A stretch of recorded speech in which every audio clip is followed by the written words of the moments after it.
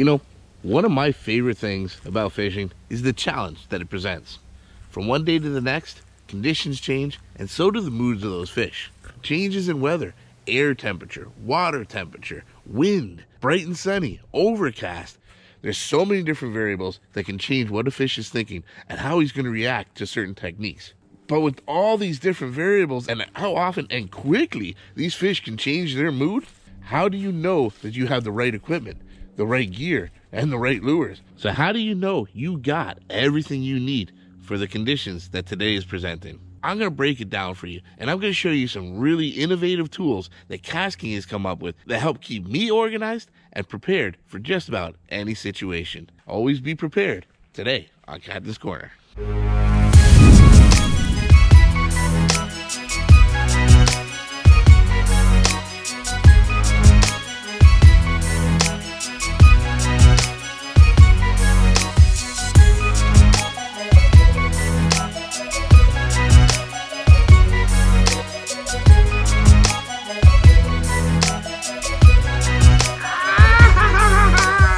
That's right. You know, anytime you're getting ready to go out on a fishing trip, the first thing you're going to do is you're going to check the conditions. Obviously, the easiest thing is going to be, what season is it? Winter, spring, summer, or fall, or the transitions in between. Right now, currently, it's wintertime. The fish are going to somewhat be following the typical wintertime patterns. And wintertime fishing generally means going slow and going finesse, which is not really something I do a lot of here in Florida. We get winter, but it's a lot shorter and not quite as cold as the rest of the country. But the fish still do change their moods with the conditions, just like anywhere else in the country. When it comes to wintertime fishing, I'm going to use the same kind of finesse gear that you're going to use anywhere across the country. I just recently had a trip where I went out fishing a new body of water with new conditions in the middle of wintertime. We're using finesse lures and finesse presentations that I never use. By checking the conditions, I made sure I knew what kind of gear I needed to bring. There is nothing worse than having too much. Whether you're fishing out of a small boat or you're fishing from the bank, you can have too much gear. It'll weigh you down. It's too cumbersome. Things get unorganized, things get cluttered, and it makes for a frustrating day. But with that being said, not having that right lure or that right presentation at your disposal when it may be the only thing those fish are keying in on, that can also make a very frustrating day. This Bait Boss bag from KastKing is a lifesaver. It can fit so much in here. I customize this to different techniques and presentations. I've got it for my finesse. All of my finesse gear is in this bag. Drop shots, Ned rigs, Nico rigs, micro soft plastics like soft plastic jerk baits, crawfish, Texas rigs, whatever it is, any kind of finesse soft plastic presentation I have is all in this one bag, nicely, neatly organized. And it made a world of difference on this day. Thanks to this Bait Boss bag, it didn't take long for me to figure out what those fish were really keying in on this day, and I had a tremendous day thanks to this. Check this out. This was an amazing day. Tossed myself a little dig. Ted's got a first decent one of the day here. Nice one. Finesse fishing in the middle of the winter here in Florida. Oh, he's not ready. Oh, quick release. Another one.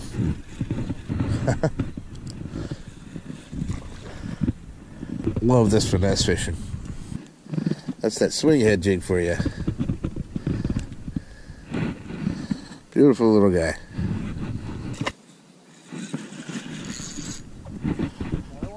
Oh yeah, it is. I thought I was snagged. Best one I've got so far. I seen a decent one swimming around. Oh, look at this. Got him in the bottom jaw again. Beautiful. Beautiful. The key is to fish in this river is finesse. This is a swing head jig. Putting on any kind of like a crawl or a small finesse worm and stuff is a great way to approach, especially in the current that we're dealing with here. But today we're going to be throwing Ned rigs. We're going to be throwing drop shots. I might even toss a Nico rig or two. Shaky heads. Really try to work out all the finesse approaches that I hardly ever use. Go. A little bit better. Still tiny though. Whoa. Oh no. I got crushed as soon as he pulled into those bushes. Oh, there goes the swing head. So I've had a lot of success today using the swing head jig. Put a little crayfish on there, got a ton of fish off that one. A little worm style, beaver tail kind of bait. Got a bunch of fish that way. Obviously we know that works. And it works well in this condition that we got going on here. That's exactly what Ted's working right now too. Still catching them. But I actually broke off. I got snagged unfortunately and I broke my little swing head jig off. So it's time to switch up and try something else. See if we can't get anything bigger because I haven't got anything big yet. Still a ton of fun on this ultralight equipment here. That's what I wanted to show is this. I got this neat little bait bag here from KastKing. It's full of different folders and stuff here, and I've actually loaded this up with all of my finesse gear. There's so many different ways to finesse fish, and I'm not really comfortable or really used to any of them. I don't do a lot of it. So it's nice to have a bag like this that I can organize everything in. See, right now, I don't know what I want to throw. I don't know if I want to go to a Ned rig or if I want to go to a shaky head. I could do a drop shot. I could do a Nico rig. I don't think the drop shot or Nico rig are going to work too well here because there's a lot of weed on the bottom and we're moving pretty fast in this current. We just can't control it. But in my bag here, I've got everything I need for all of them. I got everything I need in this top pocket for Nico rigs. I got the nail weights, I got the tool, I got the hooks. I got all my extra hooks over in here for different styles. This is more drop shot stuff. A couple already rigged up Ned rigs ready to go. But then there's all these different folders. I've got tube jigs. I've got Ned rig stuff. I've got drop shot stuff. All neatly organized. Here's all my different crayfish. Here's all the different finesse worms. Here's the oddball stuff that I don't even know what category to put them in, but it's got its own folder too. And of course in the back here's a couple more. I've got a couple paddle tails. Even got some Senkos because you never know. Everything I need, including in the outside pocket here, I got all my different weights and jig heads all in here. No matter what style I want to fish, I've got it all right here organized. Not only is it just easy to access and get to, it's all there so I can see and go, you know what, let's try this. I haven't tried that yet. Through my little bag of tricks here, I decided to go with the shaky heads this time and a little bit bigger of a worm. We've noticed a lot of the bigger bass that we've just seen, it's kind of staging up underneath the cover here. So I'm hoping to get this right next to it and let this little thing do its thing in the current and not have to move it too much.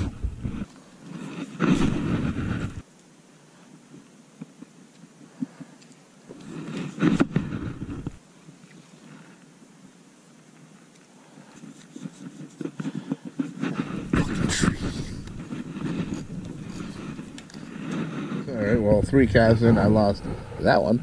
I wasn't really digging that worm anyway for some reason. Got one? That's crazy, it just digs right down into the bottom if you let him. Yeah, it's definitely one of the better ones. The craw, that's what I was killing them on. The luck we're having really has all been on craws. They haven't really related too much to the worm, a little bit, but not a real consistent bite. But the craw has been very consistent. You know, another thing I can see schools of minnows down there too. The bass are here for a reason, but there's a ton of bait fish here. Little tiny guy. When he took that topwater fluke, this little silver fluke looks just like those minnows that are swimming around here.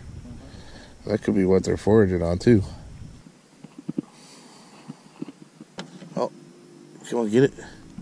This guy, he grabbed it. Oh, he's nice. Oh yeah, best one I got today by far. Oh yeah, beautiful fish here, guys. Oh, he can't. Oh my God, he's strong. Oh my goodness, Ted, this is a good one. Oh, on this light line, this is such a nice fight.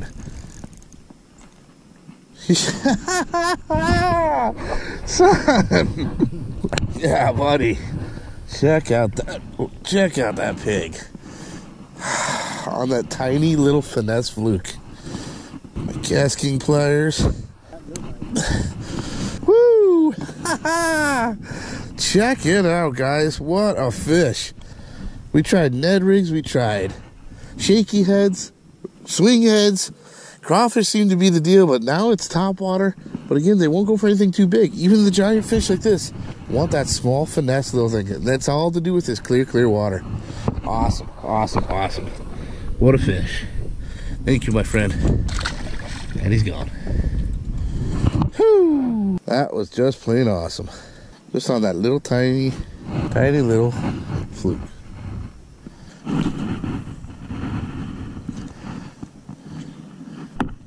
Oh. Yep. It's better. Oh, dude, it's huge. Oh my God. Oh, no. I got to, oh my God. Ted, this is a big one. Oh. He's running.